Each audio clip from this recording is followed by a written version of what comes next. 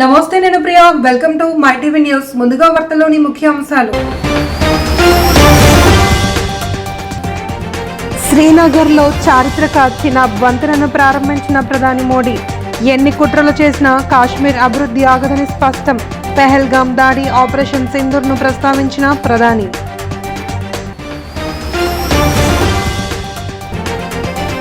ఏఐలో నైపుణ్య శిక్షణ కోసం ఎన్విడియాతో ఏపీ ప్రభుత్వం కీలక ఒప్పందం. ఏఐలో ఏపీని అగ్రగామిగా నిలిపేందుకు మంత్రి నారా లోకేష్ కృషి.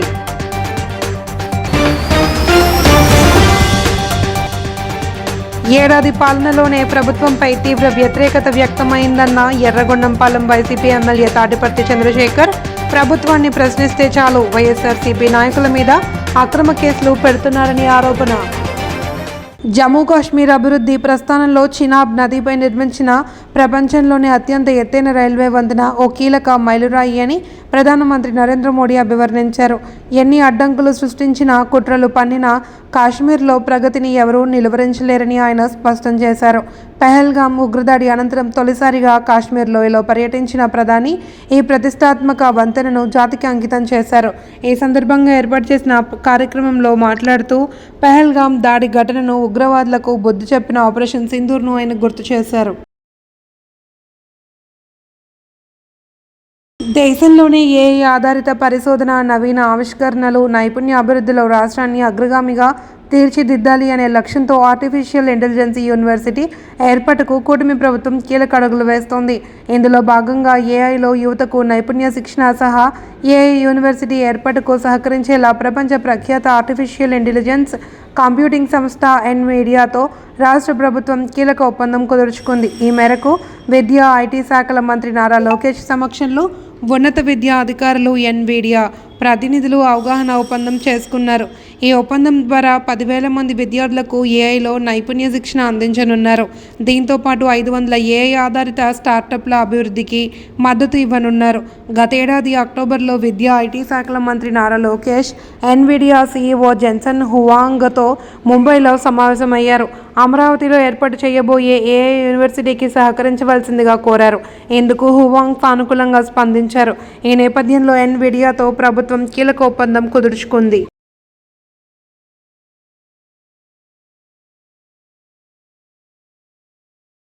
ఏడాది పాలనతోనే కూటమి ప్రభుత్వంపై తీవ్ర వ్యతిరేకత వచ్చింది అని వైఎస్ఆర్సీపీ ఎర్రగొండపాలెం ఎమ్మెల్యే తాటిపర్తి చంద్రశేఖర్ పేర్కొన్నారు.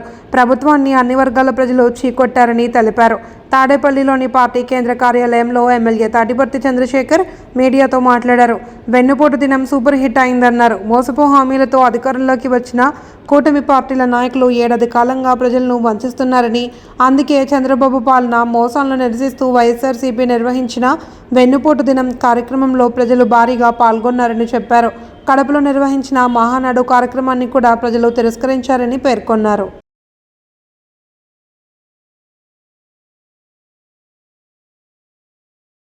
తూర్పుగోదావరి జిల్లా రాజమహేంద్రవరం పరిసర ప్రాంతాలలో ఇటీవల వరుసగా జరిగిన ఆలయ హుండీ దొంగతనాలకు సంబంధించి జిల్లా పోలీసులు కీలక పురోగతి సాధించారు.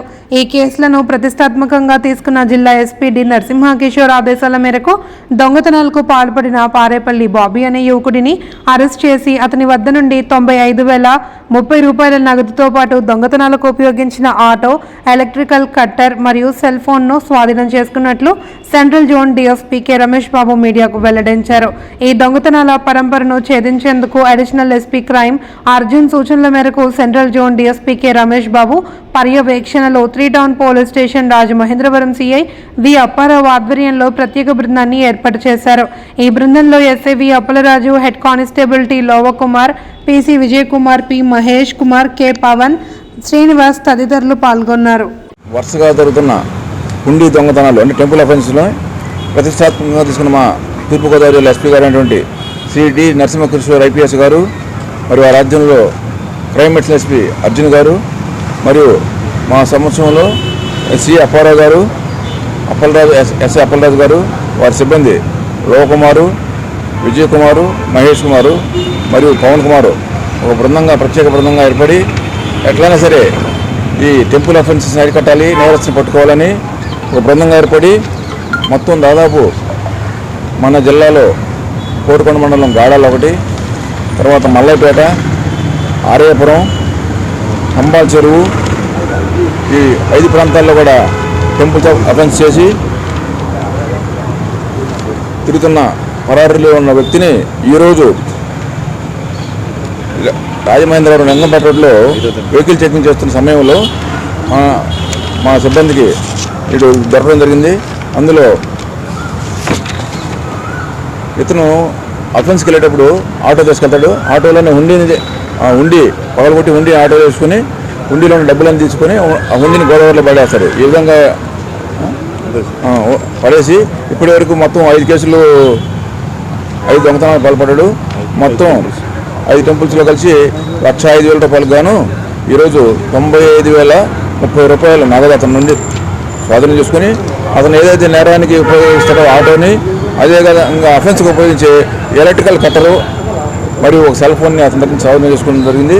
అతని పేరు పారేపల్లి బాబీ, తండ్రి సత్యనారాయణ, 25 years, రామాలయం పక్కన ఆనూరు గ్రామం, కన్నింగ మండలం, కాకినాడ జిల్లా. ఇది నేటివ్ ప్లేస్. ఇప్పటివరకు ఇంతకుముందు అతనికి మీద హాయకరావుపేటలోను, తుని టౌన్ పోలీస్ స్టేషన్లోను, నర్సీపట్నం పోలీస్ స్టేషన్ ఆల్రెడీ కేసులు ఉన్నాయి. ఇప్పుడు అతనికి సస్పెక్ట్ షీట్ కూడా నర్సీపట్నం ఉంది. ఇతను మన రాజమండ్రిలో లోకల్ ట్రాక్టర్ తీసుకొని ఈ ఆటో అద్దెకు తీసుకొని ఈ నేరాలన్నింటికి పాల్పడ్డాడు. ఇతను ఈరోజు వెహికల్ చెకింగ్ జరగడం జరిగింది. దాదాపు 95,000 రూపాయలు సీజ్ చేయడం జరిగింది. ఇతను ఈ రోజుకి అరెస్ట్ చేసి కోర్టుకు పట్టడం జరుగుతుంది. పశ్చిమ గోదావరి జిల్లాలో ప్రశాంతంగా మెగా డిఎస్ఈ పరీక్షలు ప్రశాంత వాతావరణంలో జరిగాయి. భీమవరం డిఎన్ఆర్ కళాశాలలో ఏర్పాటు చేసిన పరీక్షా కేంద్రాన్ని జిల్లా కలెక్టర్ చదలవాడ నాగరాణి ఆకస్మికంగా తనిఖీ చేశారు.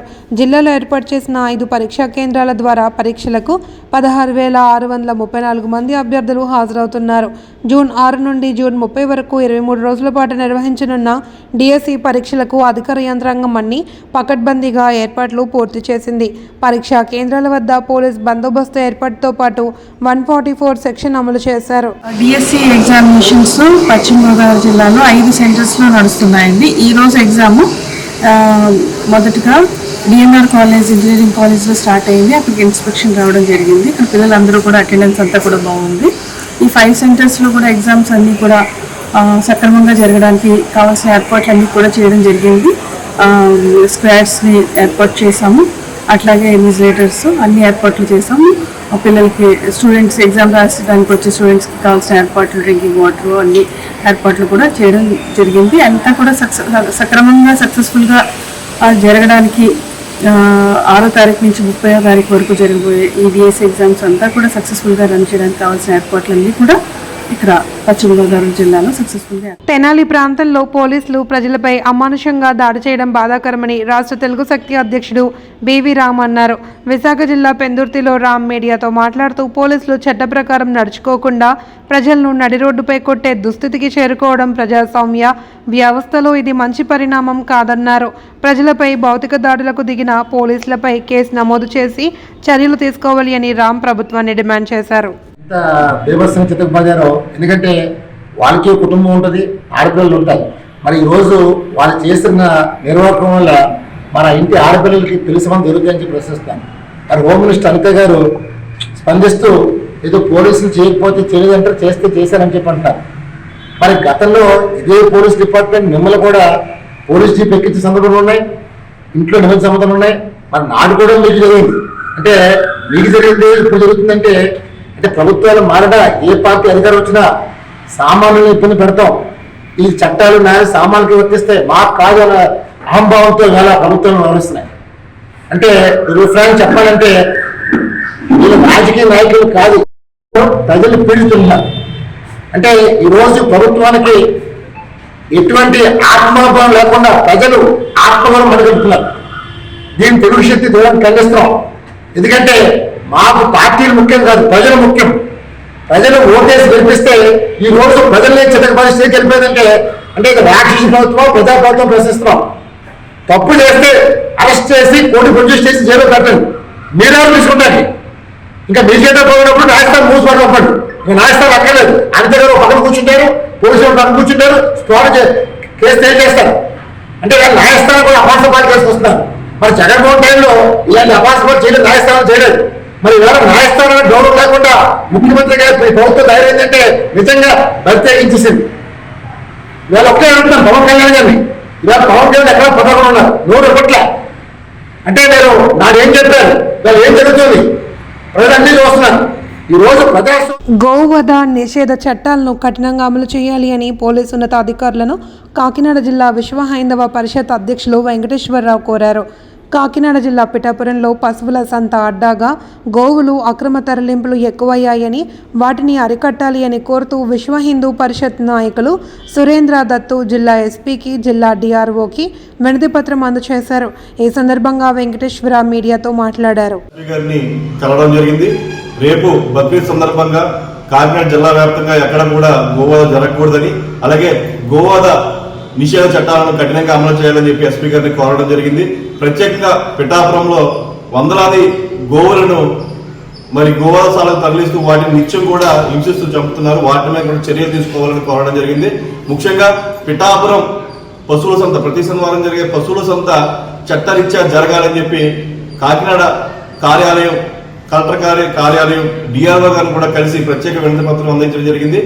మరి ఎస్పీ గారితో మాట్లాడుతూ ప్రత్యేక భద్రత ఏర్పాటు చేయాలి, ఎక్కడ కూడా గోవధ జరగకూడదు, గోవధ నిషేధం అమలు ఉంది కాబట్టి గౌరవ డిప్యూటీ సీఎం పవన్ కళ్యాణ్ గారు కూడా ఇప్పటికే ఆదేశాలు ఇచ్చి ఉన్నారు. ఎక్కడ కూడా గోవధని జరగకూడదు, గోవులని కాపాడాలని చెప్పి ఇప్పటికే డిప్యూటీ సీఎం పవన్ కళ్యాణ్ గారు కూడా చెప్పడం జరిగింది. ఆయన యొక్క స్టేట్మెంట్ కి మేము ప్రత్యేకంగా ధన్యవాదాలు తెలియజేసుకుంటున్నాం. అలాగే యానిమల్ హస్బెండరీ డైరెక్టర్ గారు కూడా ఎక్కడా కూడా ఒంటెలు కానీ, ఆవులు కానీ, ఎద్దులు కానీ ఎట్టి పరిస్థితుల్లోనే వదిలించకూడదు, వాటిని ఎట్టి పరిస్థితుల్లో కూడా చంపకూడదని కూడా చెప్పి ఇప్పటికే ఆదేశాలు జారీ చేయడం జరిగింది. కాబట్టి ఎక్కడా కూడా గోవధ జరగకూడదు, ప్రత్యేకంగా పిఠాపురంలో ఎట్టి పరిస్థితుల్లోని గోవధ జరగకూడదని చెప్పి మేము అధికారులను ముఖ్యంగా కోరడం జరిగింది.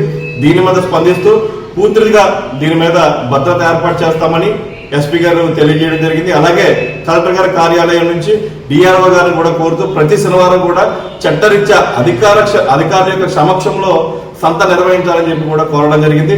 దానికి కూడా డిఆర్ఓ గారు వెంటనే స్పందిస్తూ వెంటనే కూడా పిఠాపురం మున్సిపల్ కమిషనర్ గారితో మాట్లాడి వెంటనే ప్రతి శనివారం కూడా సంత అధికారుల యొక్క పర్యవేక్షణలో కూడా నిర్వహించాలని చెప్పి ఆయన ఆదేశాలు కూడా జారీ చేయడం.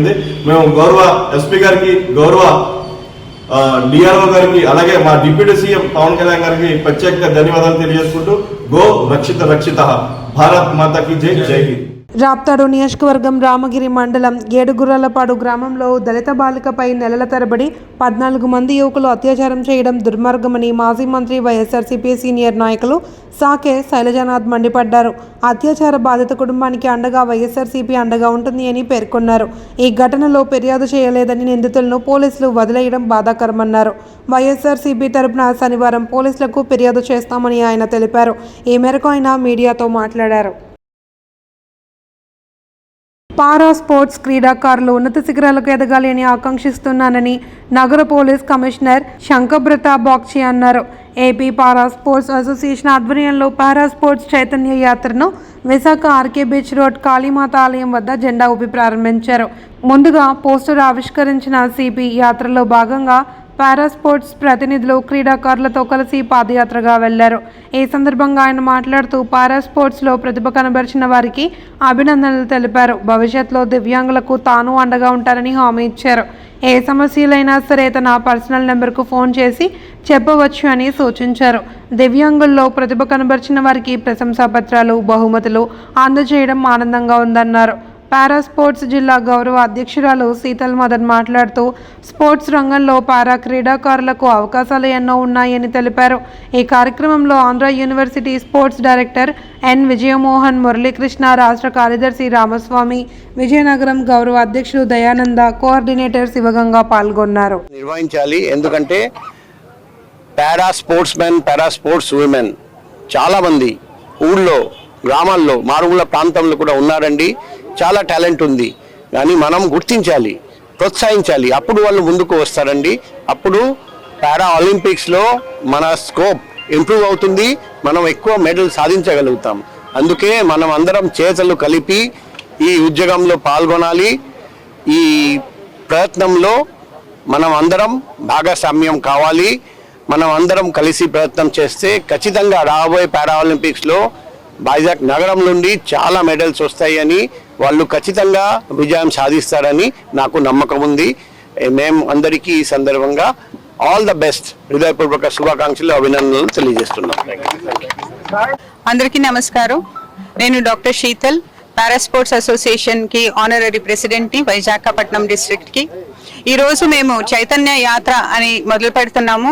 ఈ యాత్ర మనం GO4 వచ్చిన తర్వాత మన స్టేట్లు ఇచ్చిన, మన సీఎం గారు ఇచ్చిన పాలసీస్ అన్ని పారా ప్లేయర్స్ వరకు అందచేయాలని, వాళ్ళని కూడా వాళ్ళందరినీ పారాగా ఉండేవాళ్ళు అంటే డిసేబుల్డ్ ఉండేవాళ్ళు, ఏ రకంగాన డిసేబిలిటీ ఉండేవాళ్ళు మన పారా స్పోర్ట్స్లో జాయిన్ అయ్యి ఉన్న పాలసీస్ని దాని ఆపర్చునిటీ తీసుకోవాలని చెప్పి మేము ఈ యాత్ర మొదలు పెడుతున్నాం ఈ రోజు నుంచి.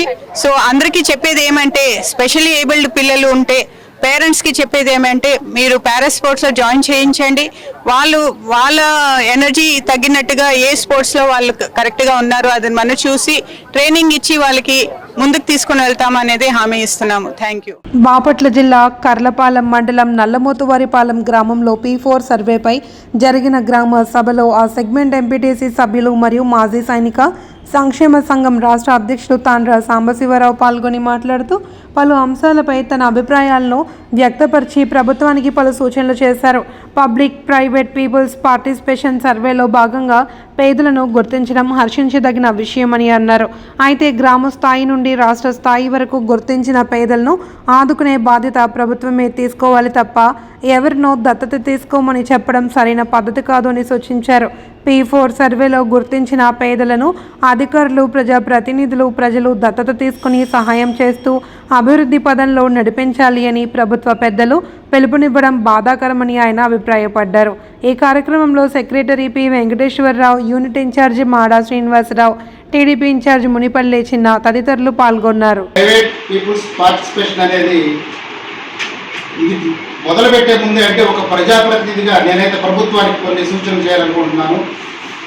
ఇందులో ఇప్పుడు పెద్దలు ఎండిఓ అధికారులు, ఎండిఓ గారు కానీ మన సెక్రటరీ గారు చెప్పిన దాన్ని బట్టి మన గ్రామానికి సంబంధించి ఒక 57 కుటుంబాలని గుర్తించడం జరిగింది. అదేవిధంగా కర్లపాలెం మండలంలో 2700 కుటుంబాలని గుర్తించడం జరిగింది. సంతోషం. అయితే గుర్తించినటువంటి కుటుంబాలకి అధికారులకి దత్తత తీసుకోండి, డబ్బులున్న వాళ్ళు దత్తత తీసుకోండి, ప్రజాప్రతినిధులు దత్తత తీసుకోండి. మొక్కలు నాటడం వలన భవిష్యత్ తరాలకి ఆక్సిజన్ ఉచితంగా అందుతుంది అని, లేకుంటే నిత్యావసర సరుకులు కొనుక్కునే విధంగా ఆక్సిజన్ కూడా డబ్బులు ఇచ్చి కొనుక్కోవాలి అని పిఠాపురం విశ్వ విజ్ఞాన విద్యా ఆధ్యాత్మిక పీఠాధిపతి డాక్టర్ ఉమర్ అలీ షా తెలిపారు. ప్రపంచ పర్యావరణ దినోత్సవంలో భాగంగా పిఠాపురం పట్టణం మెయిన్ రోడ్లో నియోజకవర్గ Janasena party incharge Marreddy Srinivas, municipal commissioner Nama కనకారావుతో కలిపి మొక్కలు నాటారు. అనంతరం ప్రతి ఒక్కరూ 3 మొక్కలు నాటాలనే నినాదంతో పట్టణంలో ర్యాలీ నిర్వహించారు. ఈ కార్యక్రమంలో జిల్లా బీజేపీ ప్రధాన కార్యదర్శి Gandi Kondalarao, floor leader Allavarapu Nagesh, councillor Rayudu Srinivas, Chelluboina Satish, Lovaraju, పీఠం ప్రతినిధి పేరూరి సూరిబాబు తదితరులు పాల్గొన్నారు.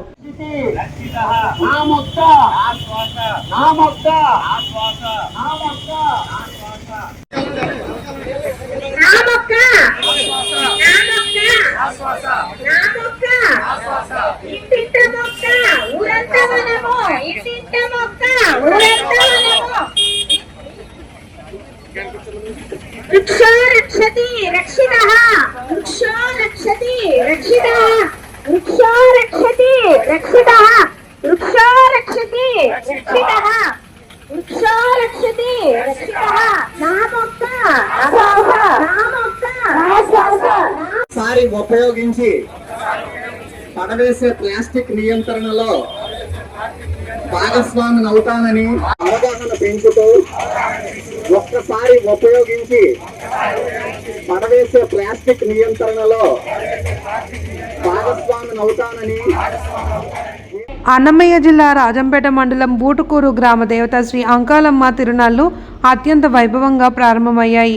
ఈ సందర్భంగా అమ్మవారిని నేత్రపర్వంగా అలంకరించారు. పరిసర ప్రాంతాల నుండి పెద్ద సంఖ్యలో భక్తులు హాజరయ్యారు.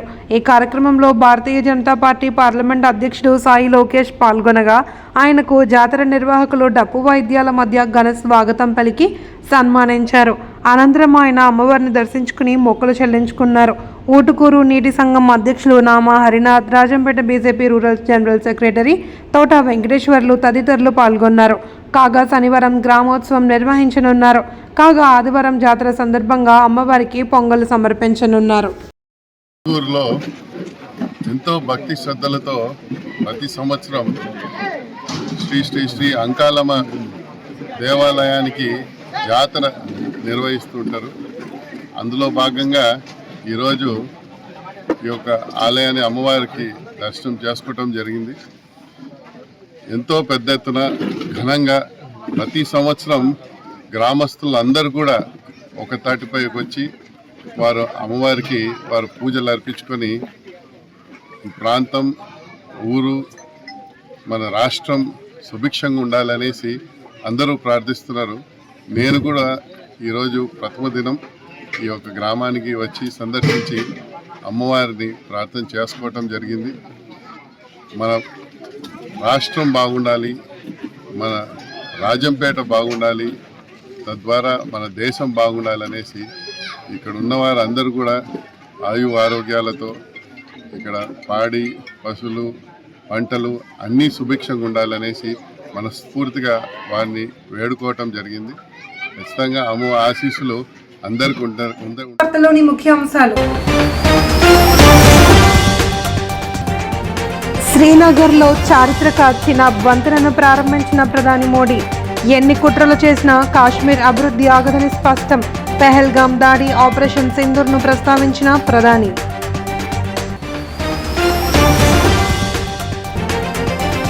ఏఐలో నైపుణ్య శిక్షణ కోసం ఎన్విడియాతో ఏపీ ప్రభుత్వం కీలక ఒప్పందం. ఏఐలో ఏపీని అగ్రగామిగా నిలిపేందుకు మంత్రి నారా లోకేష్ కృషి.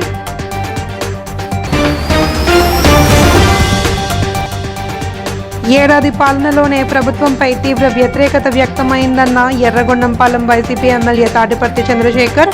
ప్రభుత్వాన్ని ప్రశ్నిస్తే చాలు వైఎస్ఆర్సీపీ నాయకుల మీద అక్రమ కేసులు పెడుతున్నారని ఆరోపణ. ఈ వార్తలు ఇంతటితో సమాప్తం. తిరిగి రేపు ప్రసారమయ్యే మైటీవీ న్యూస్ లో మళ్ళీ కలుసుకుందాం.